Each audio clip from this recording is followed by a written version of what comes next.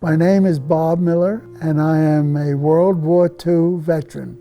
My parents had 4 girls, and they wanted a boy. And that boy came. I was very mischievous. I joined the Junior Naval Reserve and worked my way up to Aviation Machinist Mate 3rd class. Then at age 17, I joined the Navy. My father had a sign for me, but it was the best thing for both of us, since I was a little mischievous, and this was something that would straighten me out. It was January of 1941, which was a year before the war. All the uniforms and everything we needed, they piled into our outstretched arms. By just looking at us, they knew what size we were, what shoes we wore, everything about us. I guess they had a good eye. We put the strap over our shoulder and we've got all our worldly goods, and we can go any place with it. They sent us to machinist school, where I was really doing a good job until I got in trouble and I decked the chief petty officer. And if you do anything wrong in boot camp, you're automatically sent to sea. We had to learn to scrape all the paint and do all the dirty jobs that were required to keep the ship in shape. We had to wash ourselves down with salt water, because they gave us a bucket of salt water and a bar of saltwater soap. Now, aside from this, they had to give me a job. Decided to give me the job as chief of the petty officers' head. So I says, oh boy, they're getting even with me for decking that chief in service school. So now when I got into there and they told me what had to be done, and then I was getting ready for mealtime and I decided to take a shower, and it was real water.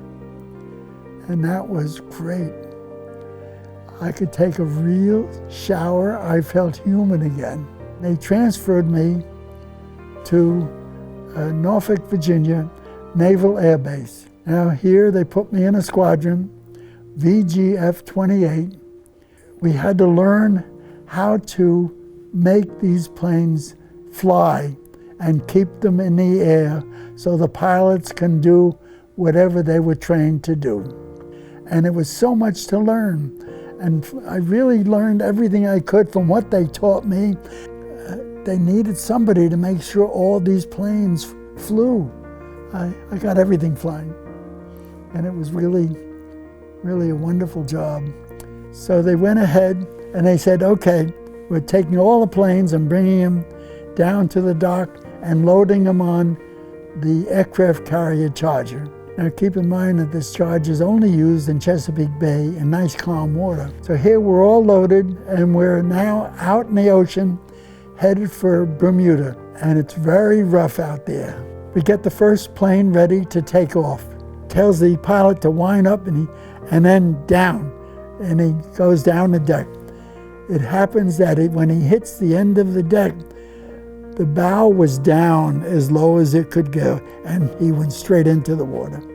We didn't mind losing the plane, but we didn't want to lose the pilot. We get ready for the next plane to take off, and this time it takes off perfectly, and everybody cheers. Now they're ready to come back on board.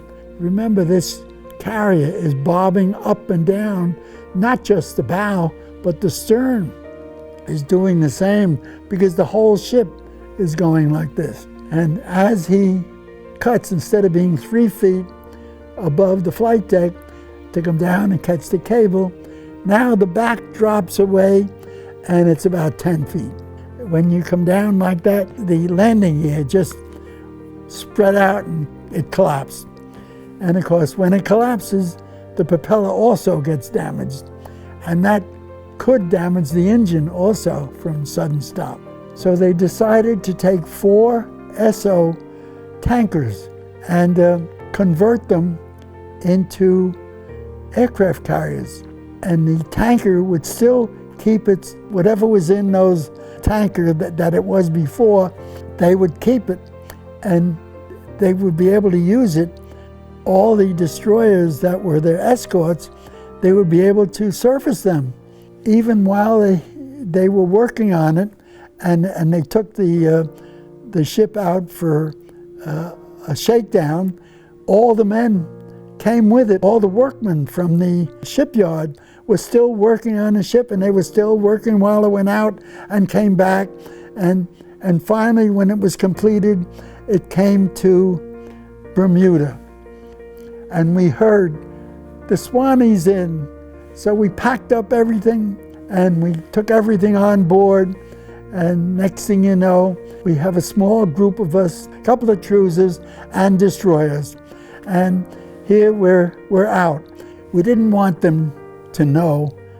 If they saw a big convoy coming, the German U-boats would notify headquarters that this big thing was coming.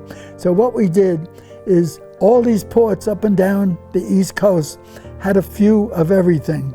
And we all headed in different directions and had to form up in one area and finally got together to get ready for the invasion. And we were afraid that we wouldn't be able to land on the Atlantic. And on our convoys was split into three.